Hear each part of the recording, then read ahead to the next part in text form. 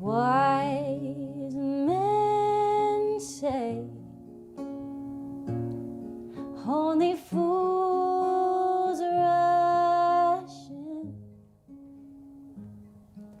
but I can't help. Welcome to another episode of Cooking in the Community Kitchen, where we cook delicious recipes and have flavorful conversations. I'm your host, Judy Anderson, and today we are sharing a love with my guest, Mariya Stokes. And today we are going to be making a wonderful winter comfort food, apple crisp. Good afternoon, and thank you, Mariya, so much for your time and your talent and being willing to share it with all of us at the Community Kitchen. I love the idea that you agreed to come and cook as long as you can have a taste sampler. So we promise you that. Absolutely. I think you were going to share a special moment, you said, with your mom. When you used to come home from school, what was the first thing you would smell? I would always smell baked bread because my mom actually made bread from scratch at home every single week. She was a stay-at-home mom, and when my brother and I went off to school, she found she had a little bit of extra time, and it was a really lovely treat, especially the fresh buns. Oh, exactly. Who doesn't love fresh goodness? That's for sure. We have this little ongoing with our episodes that I tend to cook big, because I came from a small town and it was like you never knew how many people were going to come for dinner. Absolutely. And I think you can relate to that as well. So we're just going to go big or go home. And actually tonight we've got volunteers coming in for our Good Food Box program, and we thought we would just make them a little nice hot treat as well. So that's what the plan is for today. Amazing. You know what? We choose all of the recipes that go into the Good Food Box for that, just their simplicity, because a lot of our recipients of the Good Food Box actually don't have access to the internet, or that sometimes that's difficult. So I tried just to put in a real simple recipe, simple ingredients, things that they would have already at home and not have to go out and purchase anything that is extra special. That's awesome. So that's what we do. And of course, then the apples are part of the Good Food Box. Oh, that's so lovely. And yeah, and it's nice to have comfort food recipes that you can make just at home for yourself or share with loved ones, or as long as it's simple and easy. I haven't spent a lot of time cutting apples. That's okay. I'm totally good. You know what? If I could sing like you, I wouldn't be here chopping apples. So goodness. It's all good. Yeah, I don't know. Sometimes I think I need to watch some more of these episodes because I need simple recipes that I can make that are easy at home. My roommate actually is a really wonderful cook. Oh. And she bakes a really simple sugar cookie recipe every single holiday that her mom taught her, which is great. And so I'm always enlisted to help ice the cookies, but I'm never asked to help make them, and I'm not really sure why. I don't know. Go figure. So did you start to sing just as a real young child? Yeah, I did. Music was always around when I was growing up. My dad actually was a drummer and had a family band. And my mom also says that I started to sing before I could talk, which I think a lot of artists do. You know what I mean? A lot of musicians start communicating with whatever their art form is, whether that's drawing or sculpting with Play-Doh or singing along to the radio. Totally. I did have you pegged as an artist because when I checked your website, I was thrilled with the beautiful drawings and the sketches. Absolutely. And what a beautiful way to showcase your songs. Hey, thank you. Yeah, we just did a lyric video for my last single, Rebound, and I had my friend Juliana Lane, who's actually a graphic designer, and her company is called Not Your Designer, and she built these beautiful drawings to tell the story of Rebound, which was the last song that I recorded and released. We will definitely be sharing the link so that our viewers can go and check it out, because it's just a beautiful masterpiece, not only just the singing, but just the drawing talent as well. Hey, thank you so much. So it just, and a real shout out to Jan then as well.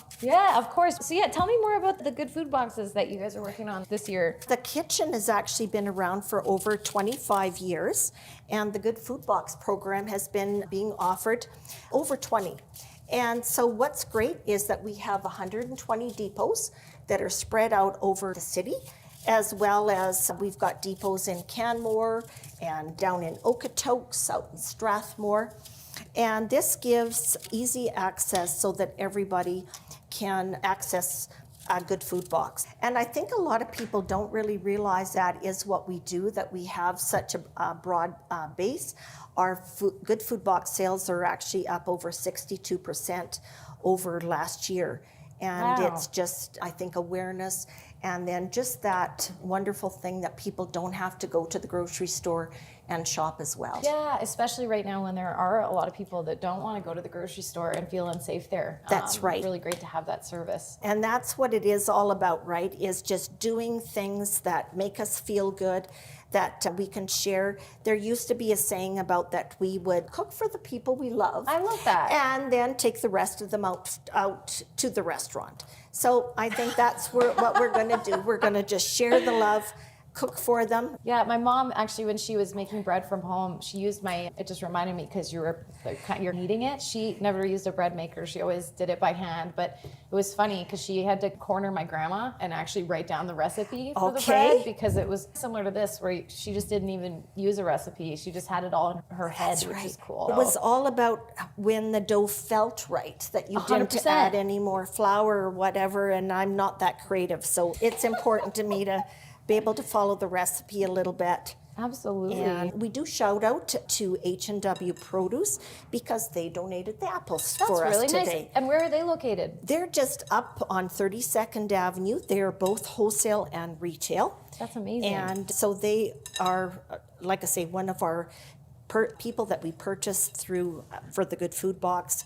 And they've just been so supportive of what we're trying to do here to get the word out. We just want to be able to share the love with our viewers and to each other. That's wonderful. I think we'll just lift our plates and we'll just toast. Perfect. To Would you this. like your napkin as well? Sorry, I would. just so you don't, I would.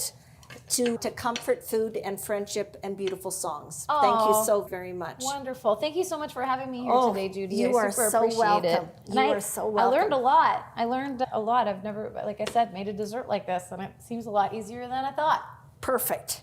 So while we have a couple little tastes here, would you like to just share with me and the viewers about your time at working with the Women's Centre of Calgary, please? Yeah, absolutely. I was an artist in residence for 2020 with the Women's Centre of Calgary, which was really cool. So basically what that meant was I went in and taught a couple workshops and spent some time there, specifically with Girls Lead YC, which is a group of young women that are still in high school, and they do different kinds of workshops and discussions, and they brought me in to teach a songwriting class. Oh, okay. Which was amazing, because songwriting for me, it's my profession and it's what I do, but it's also a really therapeutic tool. It's a really great way to process emotions and experiences that you've had in your life privately, whether you want to share those songs out with people or just write them for yourself. And so we ended up writing a song actually just about how powerful women and girls are. And that was really cool. Yeah, so we did that, and then I did a couple fundraisers actually, called Live Band Karaoke for the Women's Center as well. A couple of their really huge values that they built their community on are trust-based practice, which is funny because it's actually very similar to here. You don't have to prove income or anything. You just show up and state need, and you can go to free yoga classes, or they also have a food program, which is amazing, and jackets. Anyway, so trust-based practice and supporting each other. And so we just thought it would be really fun to put on an event where we could take those values and bring singers on stage who've never sang with a band before to sing with my band, which was pretty cool. Yeah, it was pretty awesome. So I spent some time there last year. And I think we don't want to always tout our own horn, but in 2019 to be the Alberta Country Music's Artist of the Year. It's pretty amazing. Yeah, that was cool. Thank you. I was awarded the Female Artist of the Year from Country Music Alberta, which was pretty wild. That was pretty crazy. But again, it's all about community, and that association is a giant community of country artists and industry and musicians from this part of the country, and I'm really thankful to be honored with that award. I think your whole life has been really about sharing the love, and we're just again very honored that you would come and share your time and your love and your talent with us at the Community Kitchen. Absolutely. So we can't wait to hear you sing. Think you so much, and I'm really glad to be here, we better Judy. have a couple little bites here. It's getting yet. melted, no. so that's perfect no good. for me. I'm going to get too big of a bite, and I'm going to embarrass myself. That's okay. That's why we have napkins. And that's why we could use our apron too if need be. I love it. That is so good. That's pretty tasty, isn't it? And you said your neighbor made this caramel sauce? She did. Does she sell it anywhere, or is it just for friends and family? I'd have to say I'm not sure, but I can certainly ask her, and I will see if I can't connect you up with a jar of caramel sauce. That would be amazing. That's awesome. Then let's just take a moment and let's hear you sing. Okay, let's do it. I'm ready. All right. Awesome.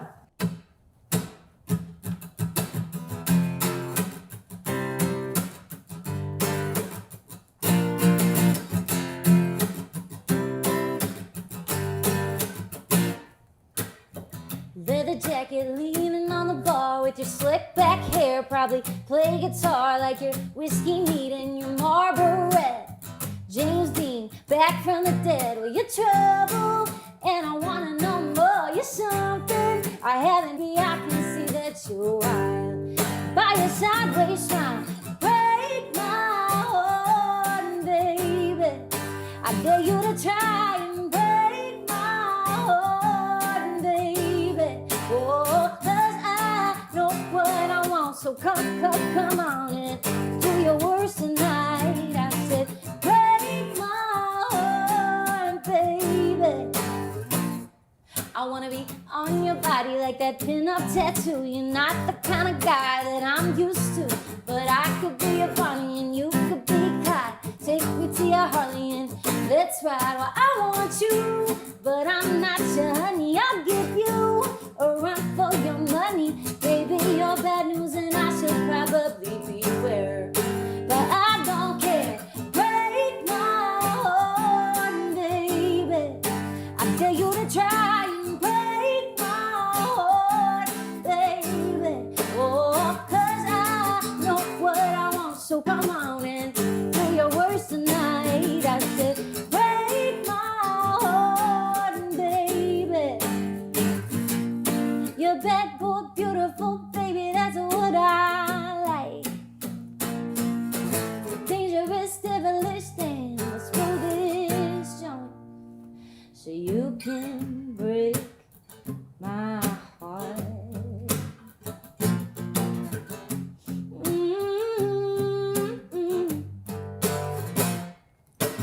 Break my heart, baby.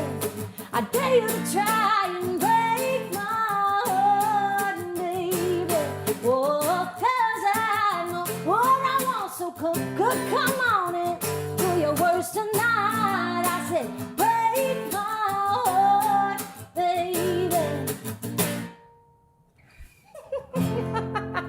That one's called Break My Heart.